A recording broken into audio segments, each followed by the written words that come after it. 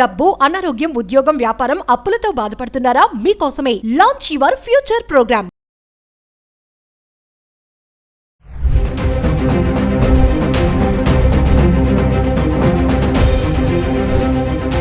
నమస్తే, welcome back to Suman TV. Present మనతో పాటు ఉన్నారు పబ్లిక్ స్పీకర్ రజనీ రామ గారు.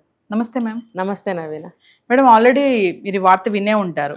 యుఎస్ఏలో హైదరాబాద్కి సంబంధించిన అమ్మాయి సాఫ్ట్వేర్లో జాబ్ చేస్తూ నిఖిత మరి హత్య చేయబడింది. ఎక్స్ బాయ్ ఫ్రెండే హత్య చేశాడని చెప్పేసి మనం వింటున్నాం వార్తలు. ఒక పక్క తండ్రి ఏంటంటే మీడియాలో వస్తున్నటువంటి మాటలు కరెక్ట్ కాదు, అంటే ఎక్స్ బాయ్ ఫ్రెండ్ కాదు, ఆ అబ్బాయికి ఆల్రెడీ ప్రాబ్లమ్స్ ఉన్నాయి, ఇలా మనీ అడుగుతాడా వాళ్ళని వీళ్ళని అని చెప్పేసి మంచోడు కాదని చెప్పి తండ్రి చెప్తున్నాడు. అంటే వార్తలు విన్నారు కదా.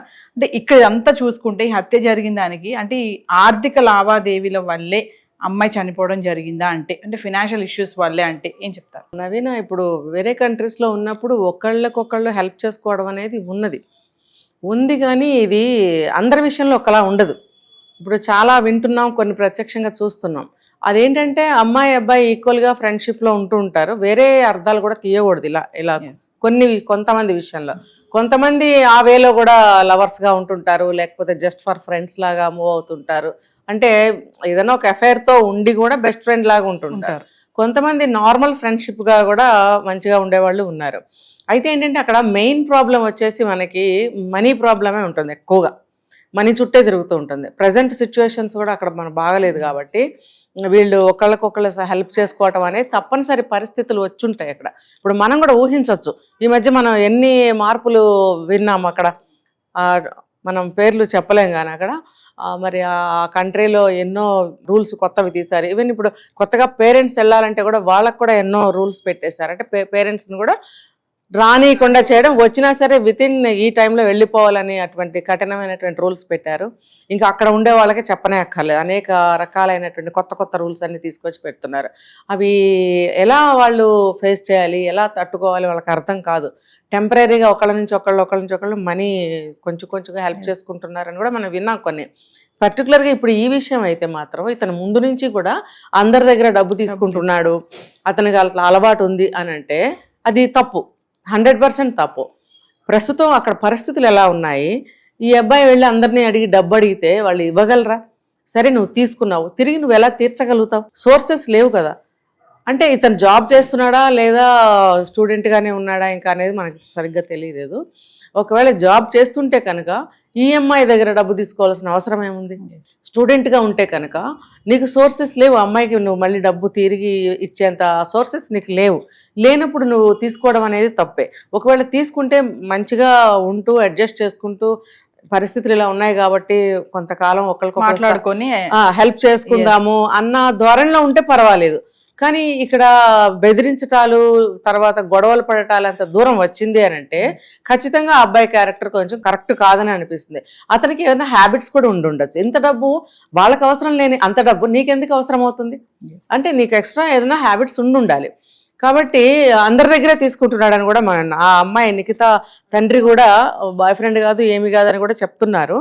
అంటే ఏంటంటే మనకి కరెక్ట్ సమాచారం ఇంకా రావాలి, వస్తే మనం కరెక్ట్గా చేయగలుగుతాం.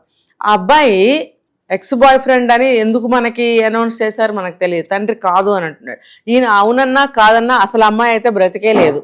అవునన్నా లాభమే లేదు, కాదన్నా లాభమేమి లేదు. అది అప్రస్తుతం. ఇక్కడ ఎవరనేది అప్రస్తుతం.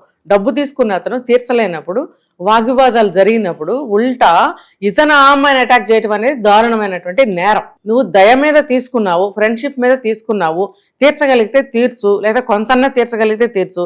అసలు తీర్చలేను అని అన్నప్పుడు నువ్వు మంచిగా ఫ్రెండ్తో మాట్లాడుకోవాలి. ఇవేవీ లేకుండా నీకు అక్కడ ఆర్గ్యుమెంట్స్ గొడవ వరకు నువ్వు వెళ్ళావు అని అంటే ఖచ్చితంగా అతను క్యారెక్టర్ కరెక్ట్ కాదు, వేరే హ్యాబిట్స్ ఉన్నాయి కాబట్టి చంపేశాడని అనుకో. చంపేసే వరకు చూడండి, చంపేసి ఎంత క్రిమినల్ మైండ్. ఇప్పుడు అంతే నేను చెప్తున్నా, అతను నార్మల్ మెంటాలిటీ అయినట్టయితే, ఎటువంటి హ్యాబిట్స్ లేకపోతే అటువంటి నేరము చేయడు. చేసిన వెంటనే తిరిగి మళ్ళీ ఇండియాకి రాడు. అంటే అక్కడ నేర ప్రవృత్తి, క్రిమినల్ మైండ్ అనేది మనకు తెలుస్తుంది. అంటే ఇప్పుడు అక్కడి నుంచి ఇక్కడ పారిపోయి వచ్చేసి నన్ను పట్టుకోలేరు. కానీ ఆ అమ్మాయికి సంబంధించిన తల్లిదండ్రులు కానీ ఎవరైనా సరే, అమ్మాయి తెలుగు అమ్మాయి, ఇక్కడ అమ్మాయి కాబట్టి ఇక్కడ వీళ్ళు కేసు పెట్టరా?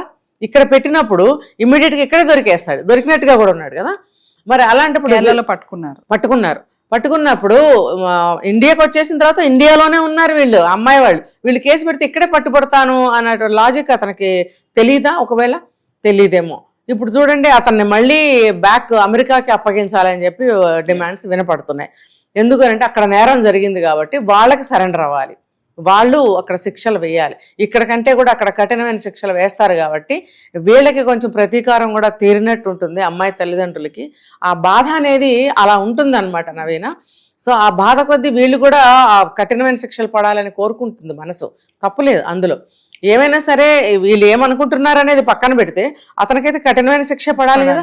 ఇప్పుడు ఒక హత్య చేశాడు అంటే మనకైనా సరే ఇక్కడ యావజ్జీవం కానీ ఉరిశిక్ష కానీ ఉంటుంది, అక్కడైతే డైరెక్ట్ ఏదైనా సరే.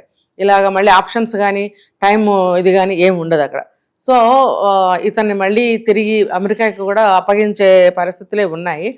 ఏమైనా సరే మన ఇక్కడి నుంచి వెళ్ళిన వాళ్ళు ఒళ్ళు దగ్గర పెట్టుకొని మీరు ఏ పని మీద వెళ్ళారో ఆ పని చూసుకోవాలి. ఇప్పుడు కొత్త రూల్లో అదొక రూలే కదా, మీరు చదువుకోవటం కోసం వచ్చారు, ఇక మీదట చదువుకుని వెళ్ళిపోవాలి. వీసా ఎక్స్టెన్షన్స్ ఏమీ ఉండవు, ఓన్లీ 2 years మీకు చదువుకోవడానికి మాత్రమే పర్మిషన్ ఇస్తాము అని చెప్పి కొత్త రూల్ పెట్టారు. నెక్స్ట్ జరగబోయేది అదేనేమో బహుశా, మరి తెలీదు. మరి అలాంటప్పుడు లేకపోతే 4 ఏళ్ళు ఏదో ఇస్తారు టైం అని అన్నారు, అది కూడా ఇవ్వకపోవచ్చు, ఓన్లీ చదువుకుని వెళ్ళిపోవాలి అని అన్నప్పుడు ఇక మీద వెళ్ళే వాళ్ళ సంఖ్య కూడా బాగా తగ్గిపోతుంది. ఇప్పుడు ఎంఎస్ చదవటం కోసం కాదు కదా చాలా మంది వెళ్ళేది, ఎర్న్ చేయటం కోసము, బెటర్ లైఫ్ కోసము, వాళ్ళకు ఒక ఇంట్రెస్ట్ కోసం వెళ్తారు. ఇప్పుడు ఇలాంటి రూల్స్ పెడితే ఎవరు వెళ్ళరు, ఇలాంటి నేరస్తులు అసలే వెళ్ళరు, బాగుంటుంది అప్పుడు. అయితే వీళ్ళు తెలుసుకోవాల్సిన విషయం ఏంటంటే, మీరు నిజంగా హైయర్ స్టడీస్ చేయాలి అక్కడికి వెళ్ళి అని మీకు ఒక అంబిషన్ ఉంటే వెళ్ళండి, చదువుకోండి, పద్ధతిగా ఉండి పద్ధతిగా వచ్చేయండి. ఇలాంటి స్నేహాలు, ఇలాంటి నేర ప్రవృత్తి కలిగి హత్యలు చేయడం అనేది మీరు మానుకోవాలి. అసలు అటువంటి ఆలోచనలే మీకు రాకూడదు. వెళ్ళామా, మనకు స్తోమత ఉంటే వెళ్ళామా, చదువుకున్నామా, వచ్చామా. ఈ అమ్మాయిలతో స్నేహాలు, డబ్బులు తీసుకోవడాలు, ఇవన్నీ ఏంటి పక్కదారులు, వంకరదారులు అనమాట. ఇవన్నీ కూడా మనిషిని తప్పుదారి పట్టించడమే, అంతకంటే ఏం లేదు. థ్యాంక్ యూ మా.